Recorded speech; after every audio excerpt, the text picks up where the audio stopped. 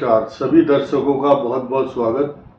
कर्क राशि के जातकों के लिए खास तौर से पुनर्वसु, पुष्य और श्लेषा नक्षत्र के जो जातक हैं उनके लिए ये वीडियो होगा। कर्क लगन के लिए भी ये प्रभावी होगा, इफेक्टेड होगा। कारण यह है कि जो लग्न है और राशि है उन दोनों से ही ये सारे ग्रह प्रभावित होते हैं।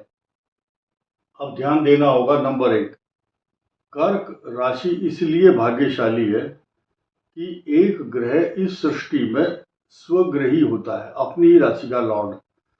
किसी अन्य राशि वालों की ये गारंटी नहीं है कि वो उनका कोई ग्रह कुंडली में स्वग्रही होगा या नहीं। इसके अलावा जहां चंद्रमा होता है वही राशि होती है, ये आपकी राशि है।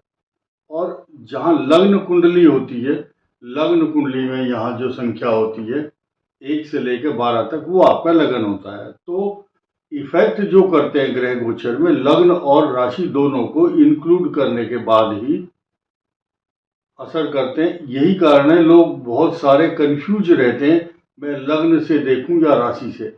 इसलिए आपको दोनों से ही इफेक्ट होता है।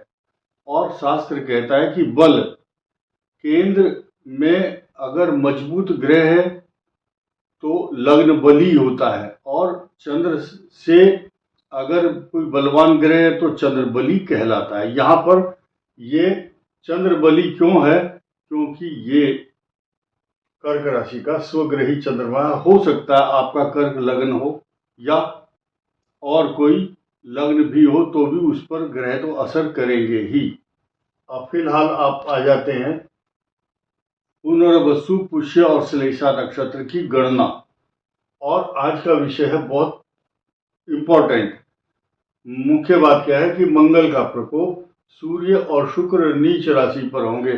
कर्क के लिए इनका क्या महत्व होगा?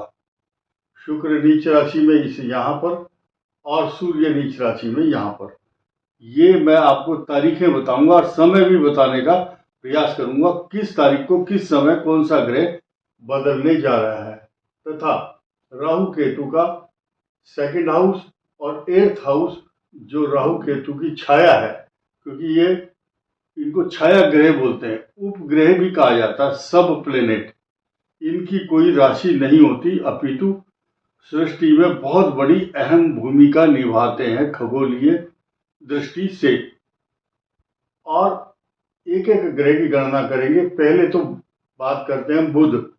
बुध जो है 2 अक्टूबर से 24 अक्टूबर तक, 2 अक्टूबर से 24 अक्टूबर तक यहाँ पर केंद्र में रहेंगे। ये आपके लिए समस्त शुभ लक्षण प्रदान करेंगे, क्योंकि इन केंद्र में होना बुध का अच्छा है और आपके राज्य स्थान पर दृष्टि डालेंगे। नौकरी, व्यापार, प्रतिष्ठा के लिए अच्छा है। इसके बाद 9 अक्टूबर से 2 नवंबर तक यहाँ शुक्र नीच राशि में रहेंगे। और इत्तफाक कह सकते हैं कि इन दोनों का, शुक्र का और बुध का, जो संचरण है वो आगे पीछे है।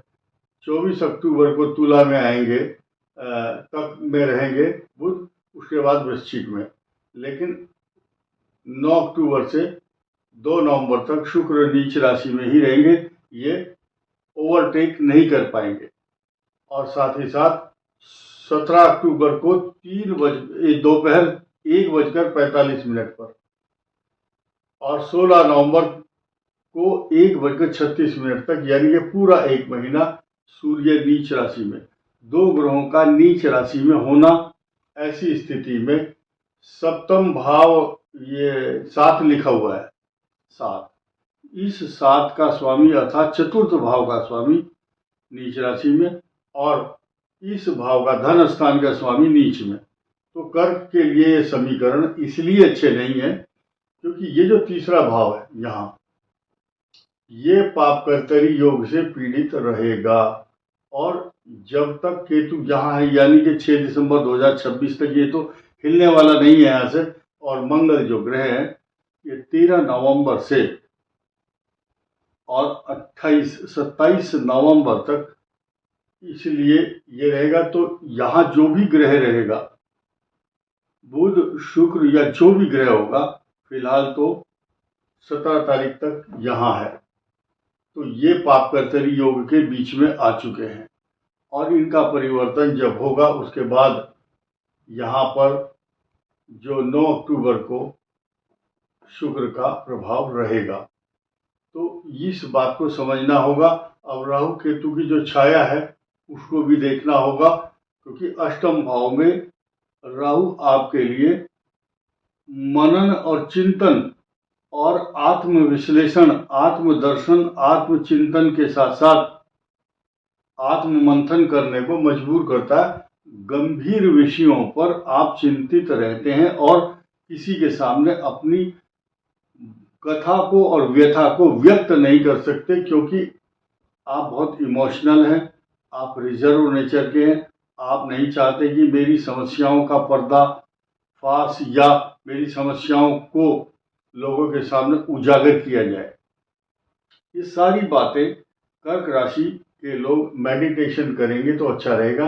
अब इधर ये जो मंगल है ये आपके दाम्पत्य जीवन को खराब करता है। साथ ही साथ आपका जो जीवन साथी है, आप महिला हैं चाहे पुरुष हैं, आपके जीवन साथी की आयु, उसका स्वास्थ्य, उसका निर्धारण करता है अष्टम भाव।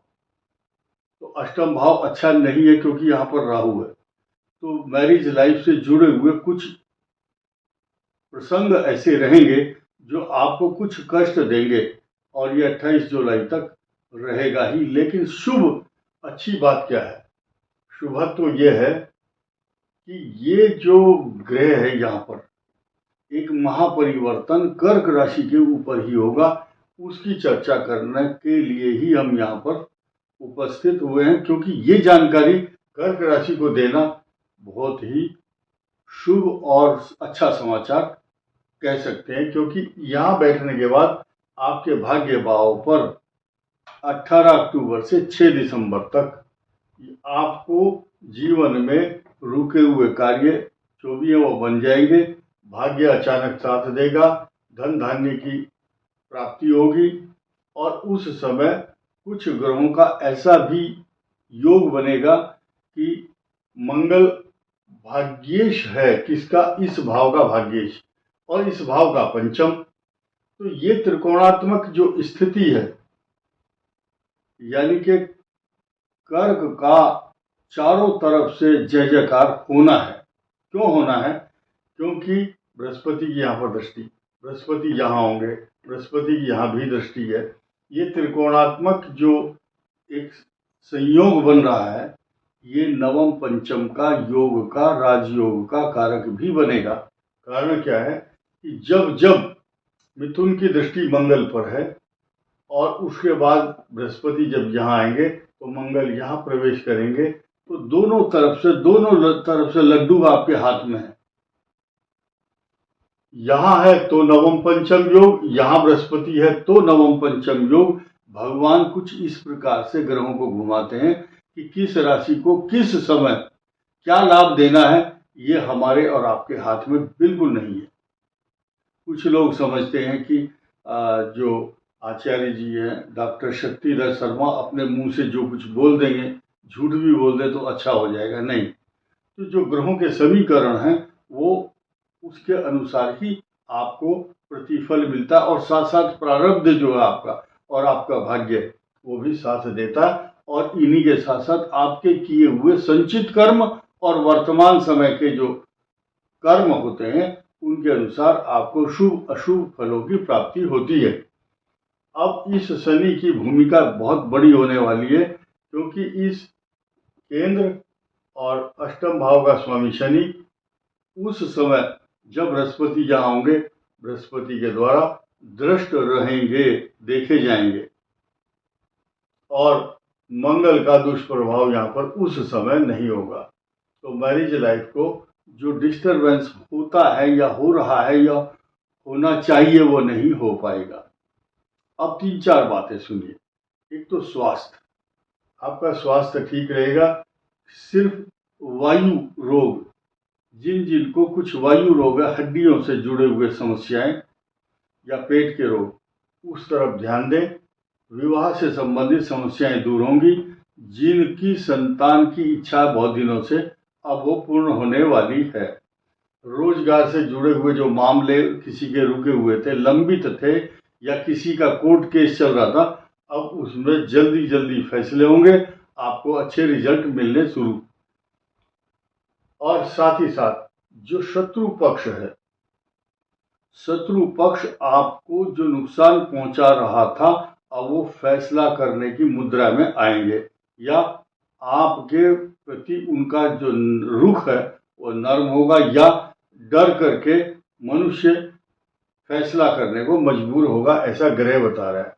साथ ही साथ जिनकी विदेश यात्राओं की जो फेहरिस्त लंबी बनी हुई है, और वो या तो आना चाहते हैं या जाना चाहते हैं विदेश में, तो उससे जुड़े हुए मामले, या परमानेंट वीजा की समस्या, पीआर, ये सब अब उनकी दूर होगी अक्टूबर के महीने में, ऐसे ग्रह नक्षत्र बता रहे हैं। बाकी भगवान की इच्छा, आपकी ग्रहों की क्या पोजीशन है वो भी मायने रखती है। आपको बृहस्पतिवार के दिन पीले रंग की चने की दाल भिगो करके गाय को देनी चाहिए बृहस्पतिवार के दिन खास तौर से। और बृहस्पतिवार के दिन महिलाएं केले के वृक्ष के नीचे जल चढ़ाएं और हल्दी से तिलक लगाएं उस वृक्ष के जड़ में, और थोड़ी सी हल्दी अपने माथे पर भी लगाएं। और जो पीले रंग का पुखराज पहनते हैं उनको बहुत लाभ होगा, या पुखराज नहीं है तो केले की जड़। उपाय हम इसलिए नहीं बताते कि लोग बार बार बार बार फोन करके मैसेज करके दुखी करते हैं।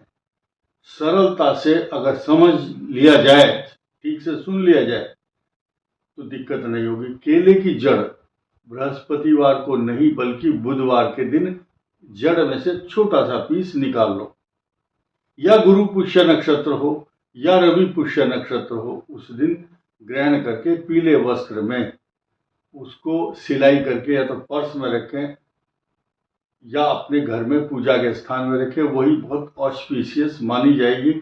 वो आपके घर में सुख समृद्धि रिद्धि सिद्धि समृद्धि की वृद्धि निरंतर करेगी, ऐसा ग्रह नक्षत्र बता रहे हैं। कर्क राशि को डरने की आवश्यकता नहीं है। इस वीडियो में इतना ही। धन्यवाद। नमस्कार।